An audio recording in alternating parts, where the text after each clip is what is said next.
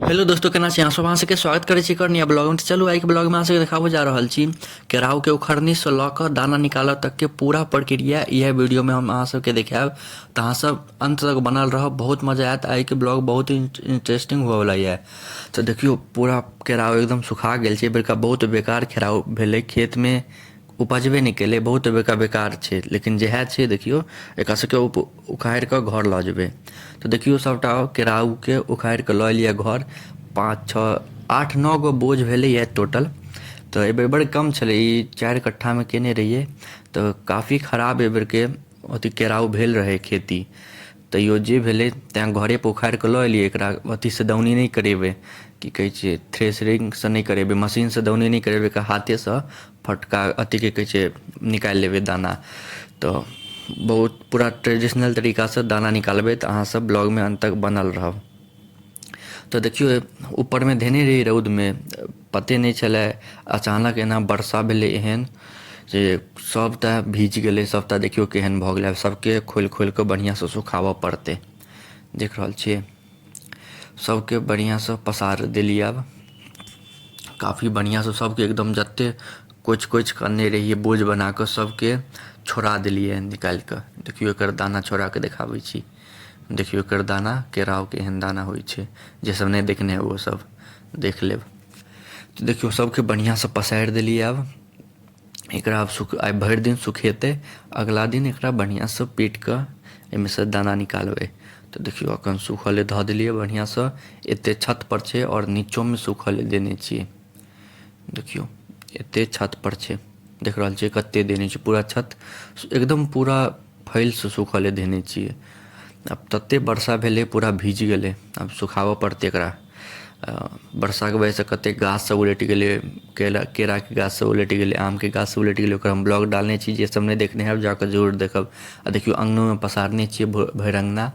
तऽ अंगनो हमर पैघ छै, तऽ ई सब पसारऽ में कनिक सुविधा होइ छै। तऽ आब ई सब सुखा जेतै। ओहिके बाद देखियो सुखा गेलैए। आब एकरा पेटनाइ शुरू कऽ देलिए। ई थ्रेसरिंगसँ नहीं करेबै, की कहै छै, नहीं करेलिए, मशीनसँ नहीं करेलिए, कियाकि कम्मे छलै तऽ अपने हाथेसँ निकालि लेबै दाना एकर। तऽ देखियो बढ़िआँसँ सुखा गेलै। तऽ एकरा डंटा मारि कऽ सब दाना आरामसँ, एकर छोड़ाबैमे नहीं दिक्कत छै। एक बेर डंटा मारबै ने, 1 2 बेर, तऽ पूरा एका दाना छुटि जाइ छै अपने। तो देख लियो एते छै पर बड़का और लाठीसँ मारै छियै डंटा तऽ छूटै छै। लेकिन ई बहुत गर्दावला काज छै, एहिमे बहुत गर्दा होइ छै। बहुत देह हाथ सब पूरा बेकार भऽ जायत। अगर ई कम्मे छलै तेँ घर लऽ एलियै। अगर अहाँ सबके पास ज़्यादा यऽ खेती एकर केरावके, तऽ थ्रेसरिंगसँ मशीनेसँ दाउन करा लेब, ज़्यादा बढ़िआँ रहत। नहीं तऽ पूरा घर अँगना गर्दासँ भरि जाइ छै। तऽ देखियो पूरा मारि कऽ कुट्टी बना देलिए। तैयो एखन एहिमे कतेक दाना सब हेतै, छिम्मी सब, जाहिमे केरावके दाना हेबे करतै। तो देखियो सबके छोड़ा देलिए बढ़िआँसँ। सबके पीट पाटि कऽ अलग कऽ देलिए। दाना नीचाँ गिर गेलै। देखियो कतेक दाना सब छै। एकरा फटकऽ पड़तै, सबके बढ़िआँसँ फटकऽ पड़तै। एहिमे और गर्दा रहै छै। ई केराव निकालनाइ बहुत गर्दावला बहुत समस्या छै। कम छलै तेँ घर लऽ एलिए, नहीं तऽ कनिक और ज़्यादा रहितै ने, कमसँ कम 1 बोरा होइतै तऽ हम ओतऽ करवा लेतिए। लेकिन 1 बोरा नहीं हेतै, ततेक कम भेलैए। और देखियो दाने नहीं छलै बढ़िआँ। तैयो अब जे निकललै से अपने हाथसँ निकाललिए। तऽ देखियो आब अहाँ सबके देखाबै छी केना फटकायल जाइ छै से। देखियो एते ढेरी भेल छै। देखियो 2 गो ढेरी लगेने छै। आब एम्हर फटका रहल छै। सबमे से गर्दा सब बाहर निकलि रहल छै। एखन चिमरा सब कए गो छै, ओहिके अन्दर दाना सब छैहे। तऽ ओकरो सबके बादमे पिटेतै, लेकिन पहिले गन्दा सब निकालि दै छियै। देखियो एहि हिसाबसँ फटकल जाइ छै।